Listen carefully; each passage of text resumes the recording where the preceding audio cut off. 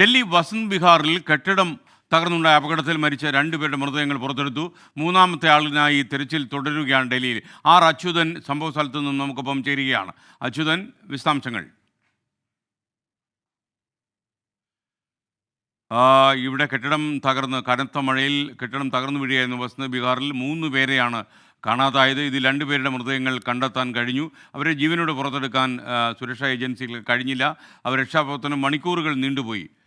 ഇപ്പോഴും മെനഞ്ഞാന്ന് ആരംഭിച്ച രക്ഷാപ്രവർത്തനമാണ് ഇപ്പോൾ നടക്കുന്നത്. അച്യുതൻ ചേരുന്നു ഡൽഹിയിൽ നിന്ന്. അച്യുതൻ, പറയൂ. SK ഇന്നലെ 5:30 ഈ അപകടം നടക്കുന്നത്. അതായത് നിർമ്മാണത്തിലിരുന്ന ഒരു കെട്ടിടം, അതിന്റെ സൈഡിൽ താമസിച്ചിരുന്ന തൊഴിലാളികൾ അവരുടെ കുടിലിന് മുകളിലേക്കായിരുന്നു ഈ മരം കടപുഴകി വീഴുന്നതും ഈ അപകടം സംഭവിക്കുന്നതും. ഏറെ വൈകി ഇന്നലെ രക്ഷാപ്രവർത്തനം പുരോഗമിക്കുന്ന ഒരു സാഹചര്യമാണ് ഉണ്ടായത്. കാരണം തുടക്കത്തിൽ ഈ രക്ഷാപ്രവർത്തനത്തിൽ പുരോഗതി ഉണ്ടായിട്ടില്ല എന്നുള്ളത് നാട്ടുകാരടക്കം ആരോപിച്ചു. ഇന്നലെ ഉച്ചയോടുകൂടിയാണ് ക്രെയിൻ സംവിധാനങ്ങൾ കൊണ്ടുവന്ന ഈ കെട്ടിടത്തിന്റെ അവശിഷ്ടങ്ങൾ മാറ്റുവാൻ കഴിഞ്ഞത്.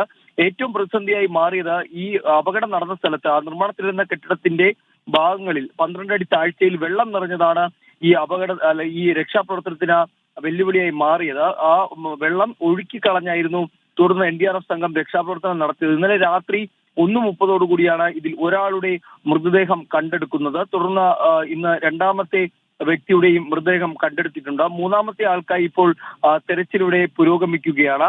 നേരത്തെ ഫയർഫോഴ്സ് നടത്തിയിരുന്ന രക്ഷാപ്രവർത്തനം ഇപ്പോൾ NDRF സംഘത്തിന്റെ നേതൃത്വത്തിലാണ് ആ രക്ഷാപ്രവർത്തനം ഇവിടെ പുരോഗമിക്കുന്നത്. ക്രെയിൻ സംവിധാനങ്ങളും അതുപോലെ തന്നെ മോട്ടോർ സംവിധാനങ്ങളും ഏർപ്പെടുത്തിയ താങ്ക് യു ആർ അച്യുതൻ. നേരത്തെ ഒരു അഞ്ചലിൽ നിന്നൊരു മോഷാവിനെ പിടിച്ചില്ലേ, ത്രാസ് അടിച്ചുകൊണ്ട് പോയ പാർട്ടി, ഇലക്ട്രോണിക് ത്രാസ്. അതിനെക്കുറിച്ചാണ് സിദ്ദിഖ് PM പറയുന്നത്. കക്കാൻ അറിയാത്തതുകൊണ്ടാണ് അയാൾ പിടിക്കപ്പെട്ടതെന്ന് പറഞ്ഞത്. ഇന്നിപ്പോൾ കക്കാൻ അറിയുന്ന ആളുകൾ, ആരെങ്കിലും മോഷ്ടാക്കളൊക്കെ ചിലപ്പോൾ ഇത് കാണുന്നുണ്ടാവുമല്ലോ, അവരോട് എനിക്ക് പറയാനുള്ളത്, ഇത് ഒരു ഡിജിറ്റൽ ലോകമാണ്. നമുക്ക് എത്ര കൃത്യമായിട്ട് മോഷണം നടത്തിയാലും ഏതെങ്കിലും ഒരു തെളിവോടെ ബാക്കി കിടക്കും നിങ്ങളെ പൂട്ടാൻ വേണ്ടി. അതുകൊണ്ട് മോഷണം നിർത്തി മറ്റുള്ള പരിപാടിക്ക് പോകുന്നതാണ് ഏറ്റവും നല്ലത്.